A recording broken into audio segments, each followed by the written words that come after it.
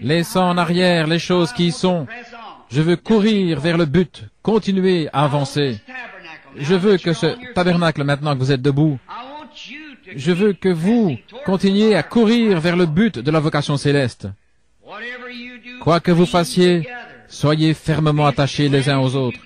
Ayez l'esprit de clan le plus possible, mais en gardant toujours un bras tendu vers l'extérieur pour aller chercher quelqu'un d'autre.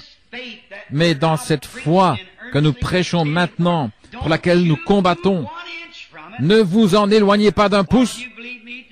Si vous croyez que je suis son serviteur, ceci est le programme de Dieu. Ce ne sera jamais dans la majorité, ce sera toujours la minorité. Ça a toujours été et ce sera toujours comme ça. Mais souvenez-vous, il est écrit, ne crains pas, petit troupeau, car c'est la bonne volonté de ton Père de te donner le royaume. Maintenant, il y a un groupe d'offices dans notre Église, des diacres, des administrateurs, surveillants de l'école du dimanche, pasteurs, selon l'ordre établi dans notre Église. Et vous êtes les gens qui avez élu ces offices et ces pasteurs. Je suis simplement le surveillant général, je suis là pour veiller à ce que tout se déroule bien, pour donner des conseils, ainsi de suite. Et c'est vous qui élisez votre pasteur, qui élisez vos administrateurs, qui élisez vos diacres, qui élisez chaque office qu'il y a dans l'Église. C'est vous, les gens. Et c'est votre devoir de vous tenir près de ces hommes. Oui. Ils vont faire des erreurs. Ce sont des hommes, des mortels. Ils feront des erreurs. Mais si le président des États-Unis commet une erreur, est-ce qu'on va le renvoyer comme président? On oublie ça et on va de l'avant. C'est ainsi que nous voulons faire avec notre Église maintenant.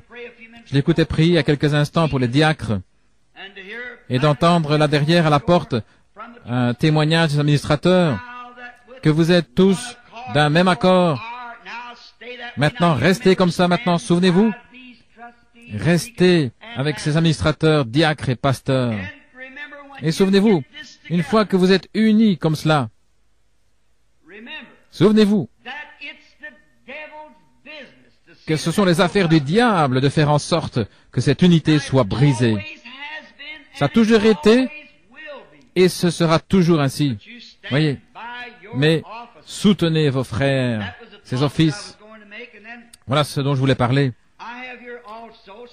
Et aussi, j'ai un tableau d'affichage ici ce matin concernant la réunion des conseils et les autorités.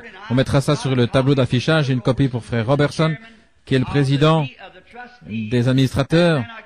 Et j'ai aussi une copie pour frère Collins, je pense, qui fait fonction de président du conseil des diacres.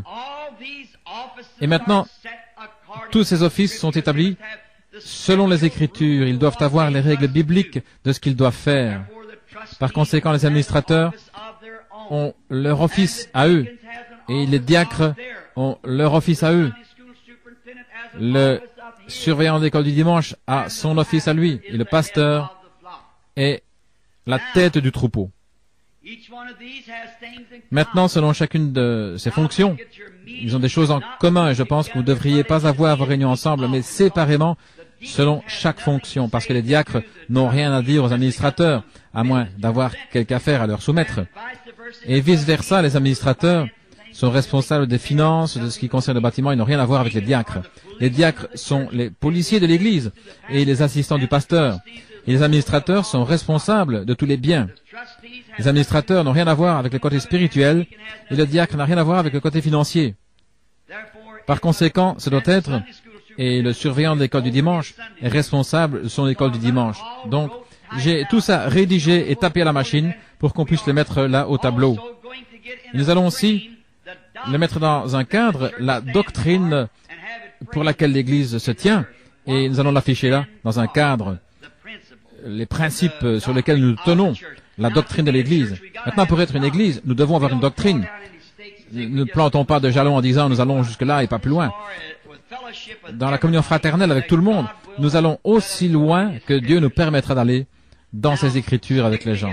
Alors restez ensemble, soyez d'un même accord, d'un même cœur, et allez de l'avant pour Dieu. Voilà ce que Dieu veut que vous fassiez. Maintenant, prions. Ensuite, nous irons dans la parole. Ô précieux Seigneur, maintenant nous sommes sur le point de nous approcher de la parole divine ou la lecture de cette parole. Que ton Saint-Esprit nous interprète ce dont nous avons besoin. Et donne-nous de parler, Seigneur, et d'agir, de vivre, en sachant que nous sommes tous tes enfants par grâce, puisque tu nous as appelés. Qu'il y ait une communion fraternelle dans cette Église, car nous sommes sur le point d'émerger dans un grand mouvement. C'est ce qui nous semble qui va susciter d'autres ministres pour aller dans les champs de mission là-bas. Ou si tu devais m'envoyer dans différentes régions du monde pour y établir la foi, je pourrais alors présenter un ministre prêt, disposé, formé pour prendre la relève, et que la foi qui a été transmise aux saints une fois pour toutes et pour laquelle nous nous tenons bravement devienne un cercle autour du monde. Accorde-le, Seigneur. Que ce petit tas de mauvaises herbes, c'est ce que c'était le jour où nous l'avons consacré, que ce soit une église qui s'élève ici, Seigneur, d'où sortiront des ministres et des évangélistes, et des docteurs et des missionnaires qui iront vers toutes les régions du monde. Nous voudrions demander ce matin une bénédiction spéciale pour notre frère et notre sœur Stricker qui souffrent en ce moment. Mais nous savons que nous devons tous subir ces épreuves. Chaque fils qui vient à Dieu doit être châtié, mis à l'épreuve, et si nous abandonnons facilement et que nous faisons demi-tour, alors nous sommes des enfants illégitimes et non les enfants de Dieu. Donne à frères et sœurs Stricker la force et la puissance pour qu'ils restent à leur poste, quitte à devoir mendier leur nourriture, mais que ta main bénissante soit sur eux. Car nous savons, mais il se pourrait que ce soit grâce à cet effort même que tu montres aux autochtones d'Afrique ce qu'est un vrai chrétien. Accorde le Seigneur maintenant et que tout se fasse selon ta volonté. Bénis ce pasteur, frère Neville. Nous prions, Seigneur, que tu fasses de lui un berger du troupeau, comme tu l'as fait dans le passé. Et nous n'oublions pas sa charmante petite épouse, qui est très malade. L'ennemi voudrait laisser frère Neville avec ce groupe d'enfants sans mère. Mais nous tenons là et nous plaçons notre foi par le sang de Jésus-Christ entre cet ennemi et notre sœur. Que ton esprit, Seigneur, soit grand sur elle, sachant que toutes les femmes sont destinées à traverser cette vallée des ténèbres de cet âge. Mais nous te prions d'être avec elle. Bénis ces petits-enfants. Elle sera nerveuse maintenant et agitée, mais que le Saint-Esprit soit à la porte de la miséricorde en tout temps pour cette famille.